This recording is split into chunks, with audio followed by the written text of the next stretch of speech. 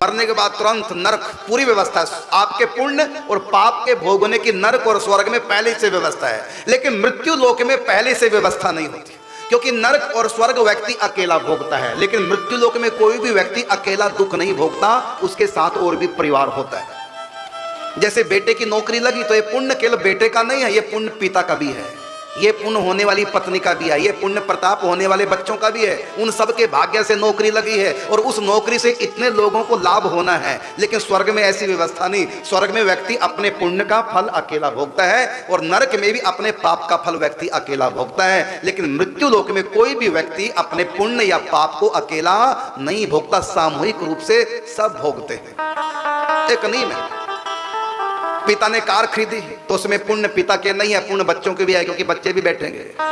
पिता ने बढ़िया कोठी बनाई तो उसमें पुण्य केवल पिता के काम नहीं कर रहे हैं, उसमें रहने वाले उसकी पत्नी बच्चों के पुण्य भी साथ में काम कर रहे हैं। बच्चे को नौकरी नहीं लगी, बेरोजगार घूम रहे हैं, तो इसमें पाप बच्चे का ही नहीं है, पाप उसके माँ बाप, पत्नी और उसके आगे बच्चों का भी है, क्योंकि सारे भोग रहे हैं, एक बेरोजगार है और उसका कष्ट सबको हो रहा है। तो इस मृत्युलोक में पुण्य और पाप व्यक्ति अकेला नहीं भोगता, यहाँ का रूल है, क्योंकि उसके साथ और भी पारिवारिक जन है। लेकिन स्वर्ग में, नरक में परिवार नहीं होते।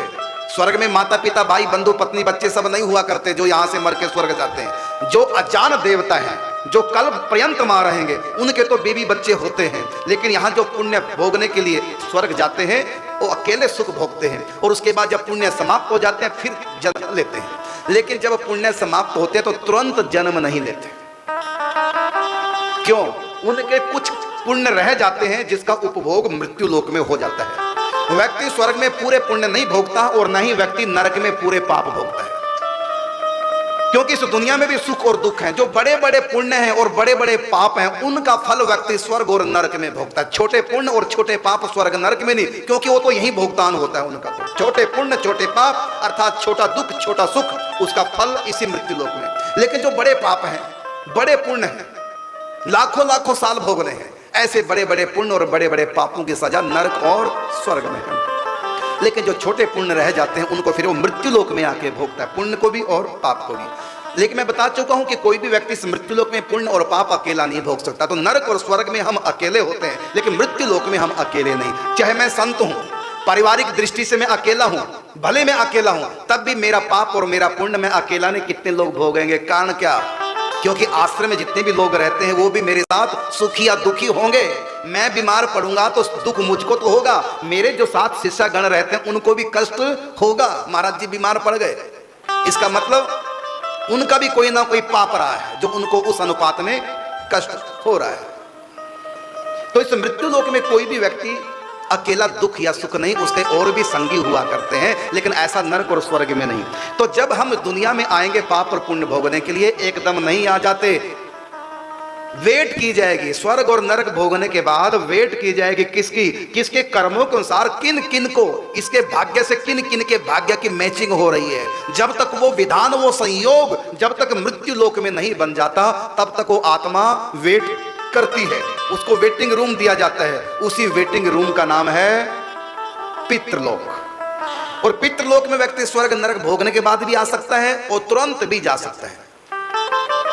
तुरंत पितृलोक में मरने के बाद वो जाते हैं जिनका अगला जन्म होना है, लेकिन उनके कर्मों के अनुसार अभी मृत्यु लोक में ऐसा संयोग नहीं बना। जब तक इनके जन्म का संयोग ना बन जाए पाप पुण्य के अनुपात के अनुसार, तब तक वो वेटिंग रूम में वेट करते हैं, अर्थात पितृलोक में निवास करते हैं। तो ये नियम है कि मृत्यु लोक में जन्म लेने से पहले उनको वेटिंग रूम अर्थात पितृलोक में कुछ दिन रहना पड़ेगा। कब तक? जब तक उनके कर्मों के अनुसार ठीक ठीक भुगतान हो। ऐसी जगह, ऐसे लोग समूह जब तक उसको संयोग न बने मृत्यु लोक में, तब तक वो वेटिंग रूम में रहता है। आप भी यहाँ से कहीं भी जाएंगे, मान लीजिए बंबई आप यहाँ से जाएंगे ट्रेन के द्वारा, तो आपको वहां पर वेट करना पड़ेगा ट्रेन का। जाते ही ट्रेन तैयार नहीं मिलेगी, वेट करना पड़ेगा। इसी प्रकार हम जब मृत्युलोक में दोबारा जन्म लेंगे तो जन्म से पहले वेट करना पड़ेगा। हमारे कर्मों को अनुसार सुख दुख का भुगतान का संयोग जब तक ना बने, तब तक वेटिंग रूम में अर्थात पितृलोक में निवास करेंगे। तो एक बात मैं बताना चाहूंगा, स्वर्ग नरक भोग करके जब पितृलोक में आएंगे तब उस घर से संबंध छूट जाएगा उसका जिस घर से सिर छोड़ा। लेकिन स्वर्ग नरक जाने से पहले क्योंकि तुरंत यदि जन्म होना है तो उसको जब पितृलोक मिलेगा, जब तक उसकी वहां से गति ना हो जाए, अर्थात जब तक वो जन्म न ले ले, तब तक पितृलोकवासी व्यक्ति का संबंध उस घर से हुआ करता है जिस घर से उन्होंने प्राणों को त्यागा था। क्योंकि उसकी कमाई, उसकी संपत्ति, उसके कर्म अभी उस घर में जुड़े हैं, क्योंकि उसका बनाया हुआ मकान, उसकी कमाई हुई संपत्ति, उसके पैदा किए हुए बेटे 3 पीढ़ियों तक, तो वो सब के सब उसका कनेक्शन उनसे रहा करता है। 3 पीढ़ी के बाद 4थी पीढ़ी में कनेक्शन चेंज। तो इसलिए हमारे यहाँ सूतक पातक भी 3 पीढ़ी तक लगता है। तो पितृलोक में जो आत्मा है, यदि हम उनके लिए कुछ नहीं करते तो वो हमको प्रताड़ित करती हैं, अशांत करती हैं, जिससे कि परेशान होकर के हमारे लिए कुछ करें। अब प्रश्न उठता है कि जो पितृलोक नहीं मानते, दूसरे मतों के जो लोग हैं वो तो मानते नहीं, तो उनके पितृ क्यों नहीं परेशान करते? इसका उत्तर है, इसलिए उनके पितृ उनको परेशान नहीं करते जो पितरों को नहीं मानते, क्योंकि पितरों के मन में एक बात आ जाती है, क्या ये मानते तो है नहीं हमको, और ये हमारे लिए कुछ करेंगे तो है ही नहीं, चलो इनसे मन हटाओ, इनसे आशा ही नहीं है। जहां से आशा होती है, भिखारी भी द्वार पर उसी को ज्यादा तंग करेगा, भिखारी द्वार पर आ गया मांगने, उसी को ज्यादा तंग करेगा जो उनको ज्यादा मानता है, भक्ति भावना वाला है। और जो बिल्कुल नास्तिक का ठेठ बोलेगा निकल यहां से, वो उसको तंग नहीं करेंगे, वो चले जाएंगे छोड़कर। तो भिखारी किसको ज्यादा तंग करता है? जो ज्यादा भिखारी को जितना ज्यादा मानेगा, भिखारी उतना ही तंग करेगा। तो हम लोग पितरों को मानते तो पितर तंग करते हैं। अब प्रश्न उठता है कि फिर हम भी ना माने दूसरे मतों की तरह, इसका फिर पाप लगेगा और फिर भोगना पड़ेगा।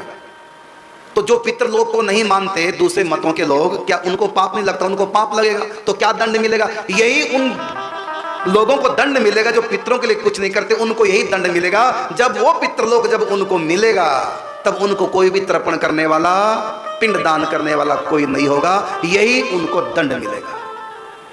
फिर सुनेंगे ध्यान से, जो पितृलोक को नहीं मानते, दूसरे धर्मावलंबी लोग जो पितरों को नहीं मानते, पितृलोक को नहीं मानते, पितरों के लिए कुछ नहीं करते, उनको पाप का यही दंड है। जब वो पितृलोक में जाएंगे तो उनको भी पिंडदान नहीं मिलेगा, तो वहां वो भूखे प्यासे परेशान रहेंगे। और हम लोग यहां तक कि कई लोग कहते हैं कि संतान नहीं है, बेटा नहीं, तो पिंडदान कौन करेगा? तो मैं बताना चाहूंगा, चाहे संतान नहीं भी है, यदि हमने अपने पितरों को तर्पण किया है, श्राद्ध किया है, पिंडदान किया है, हमने जब पितरों को किया है और हमारे आगे संतान नहीं, कोई पिंडदान करने वाला नहीं, तो घबराने की आवश्यकता नहीं, क्योंकि हमने अपने पितरों को जो पिंडदान किए हैं वही पिंडदान कई गुना होकर के हमको वहां पर प्राप्त हो जाएंगे। क्योंकि दान की हुई प्रत्येक वस्तु हमको कई गुना होकर के वापिस मिलती है। और ये व्यवस्था कौन करते हैं? ये व्यवस्था करते हैं अर्यमा। ये व्यवस्था अर्यमा पितृेश्वर के हाथ में है कि जिन लोगों ने पिंड दान किया है अपने पितरों के लिए, यदि उनके यहाँ संतान परंपरा में नहीं है, कोई पिंड देने वाला नहीं, तो अर्यमा उनको पिंड दान करते हैं। क्योंकि तुमने पिंड दिए हैं अपने पितरों को, इसलिए उसके बदले में मैं तुमको पिंड दान दूंगा, तो वो वहां उनको प्राप्त हो जाता है। लेकिन उनको आशा यही रहती है कि हमारी संतान दे तो ज्यादा अच्छा। कारण क्या? क्योंकि हमारे बच्चे हमको भोजन कराएंगे, हमको अच्छा लगेगा। लेकिन हमारे बच्चे भोजन ना कराएं, कोई दूसरा व्यक्ति आके हमको भोजन कराए, हाय बेचारा भूखा है, कोई खिलाने वाला नहीं, चलो मैं खिला दूं, तो दूसरा खिला तो देगा, लेकिन वो सम्मान नहीं मिलेगा उसको।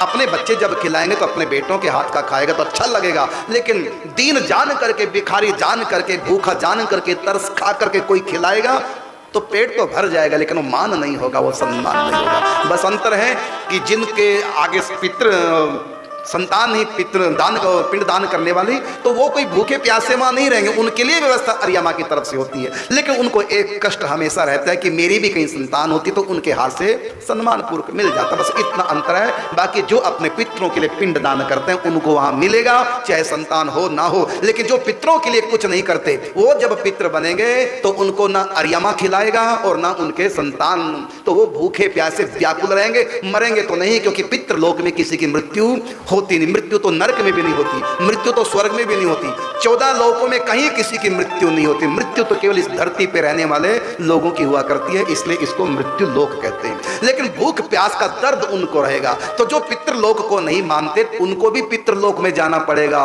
क्योंकि हमारे मानने से और न मानने से सत्य में कोई अंतर नहीं पड़ता। हम पुलिस को न माने और गलत काम कर दें, हम नहीं मानते पुलिस को, तो हमारे न मानने से पुलिस थोड़ी कार्यवाही अपनी बंद कर देगी। हम नहीं मानते जेल को, लेकिन जेल जाने के काम करें। हम नहीं मानते जेल को, तुम्हारे न मानने से जेल के ताले थोड़ी लग जाएंगे, तब भी तुमको जेल जाना पड़ेगा। इसी प्रकार हम पितृलोक को चाहे माने चाहे ना माने, तब भी हमको कर्मों के अनुसार पितृलोक जाना पड़ेगा। हम नरक को माने चाहे ना माने, हमारे न मानने से नरक की सत्ता समाप्त नहीं हो जाएगी। हम नास्तिक बन जाए, हम नहीं मानते भगवान को, तो हमारे न मानने से भगवान की सत्ता मिट नहीं जाती। अंधा कहे हम नहीं मानते प्रकाश को, तो प्रकाश की सत्ता अंधे के कहने से मिट नहीं जाती। इसी प्रकार दूसरे धर्मावलंबी लोग जो पितृलोक नहीं मानते, तो उनके पितृलोक न मानने से वो पितृलोक से छुटकारा नहीं हो जाता, तब भी उनको पितृलोक जाना पड़ेगा। बस वो पितृलोक जाकर के पछताएंगे। क्यों पछताएंगे? क्योंकि उन्होंने कभी अपने पितरों को पिंडदान किया ही नहीं, इसलिए वो वहां दुख पाएंगे, कष्ट पाएंगे। पितृलोक में ये व्यवस्था है। तो ये स्वर्ग से नीचे और इस सौरमंडल से ऊपर, उसको कहते हैं द्वैलोक, फिर स्वर्ग लोक, फिर महर लोक, फिर जनलोक, फिर तपोलोक, तब सत्यलोक, ब्रह्मलोक, ऐसे नीचे 7 लोक, और सबसे नीचे क्षीर सागर, ब्रह्मांड के सबसे नीचे क्षीर सागर। ये 14 लोक एक ब्रह्मांड में है। तो उन 14 लोकों में द्वैलोक, वहां के राजा अर्यमा है, उन्हीं की 3 कन्याएं, अर्यमा की 3 कन्याएं, एक मैना बनी जिनके यहाँ पार्वती जी का जन्म हुआ, एक सुनैना बनी जिनके यहाँ माते श्री भगवती सीता जी आई, एक कीर्ति महारानी के रूप में जिनके यहाँ राधा रानी आई है। ये तीनों पूर्व जन्म में अर्यमा की मानसिक कन्या थी, पितृेश्वर अर्यमा की मानसिक कन्या।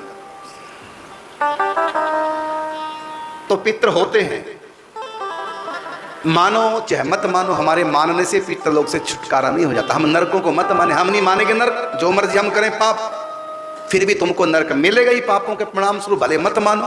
क्योंकि हमारे मानने से न मानने से सांच के ऊपर कभी आंच नहीं आ सकती, वो है उसकी व्यवस्था में तुमको। अब आप मौत को मत मानो, हम नहीं मानते मौत को, कोई मौत नहीं होती, हम तो खाएंगे जहर, कुछ नहीं बिगाड़ पाएगा जहर हमारा, क्योंकि मौत को मानते नहीं। क्या करेगी मौत? मौत होती नहीं। अब तुम्हारे न होने से थोड़ी कि तुम अमर हो जाओगे, तुम मौत को मत मानो तो अमर थोड़ी हो जाओगे। मौत के न मानने से मौत की सत्ता नहीं मिट जाती, मौत न मानने से हम अमर नहीं हो जाएंगे, तब भी मरेंगे। एक कबूतर कोने में बैठा, इतना सा सुराख बाहर जाने का, लेकिन बाहर बिल्ली, बाहर भागे तो बिल्ली पकड़ेगी, और न भागे तब भी बिल्ली पकड़ेगी। तो कबूतर ने क्या किया? आंखें बंद कर ली, और आंखें बंद करके बिल्ली दिखनी बंद, और बोला बिल्ली होती नहीं। आंखें बंद कर ली, कहा कि बिल्ली होती नहीं, बिल्ली है ही नहीं, बिल्ली है ही नहीं। अब आंख बंद करके बोले कबूतर बिल्ली है ही नहीं, तब बिल्ली छोड़ थोड़ी देगी कबूतर को, तो है, भले तू मत मान, आंखें बंद कर ली।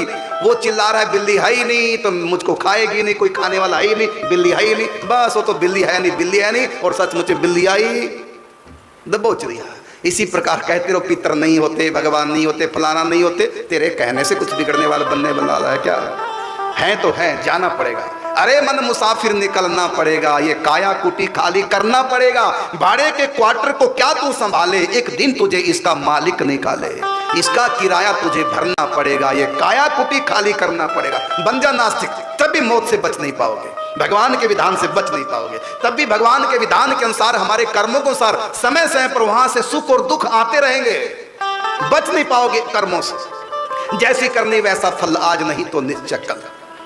यमराज की जब अदालत चढ़ोगे, पूछेगा हाकिम तो क्या तुम कहोगे, फिर पापों की अग्नि में जलना पड़ेगा, ये काया कुटी खाली करना पड़ेगा। धुंधकारी भी यही सोचता था, किसने देखा मरने के बाद, सताता था सबको, माँ बाप को भी उसने बख्शा नहीं, सबको दुख संकट दिया, सबको कष्ट दिया। कितनी हत्याएं की, शराब पीता, मांस खाता, शिकार खेलता, चोरी करता, वैश्यवृत्ति करता, बच्चों को खेल खेल में धक्का दे देता कुएं में, किसी की टांग तोड़ देता, किसी का सर फोड़ देता। आत्मदेव तो दुखी होकर के गोकर्ण से शिक्षा लेकर के जंगल में चले गए, छोड़ो। गोकर्ण भी निकल गए, घर में मां बेटा, मां को भी मार दिया, अकेले रह गए। 5 वैश्यों को पत्नी बनाया,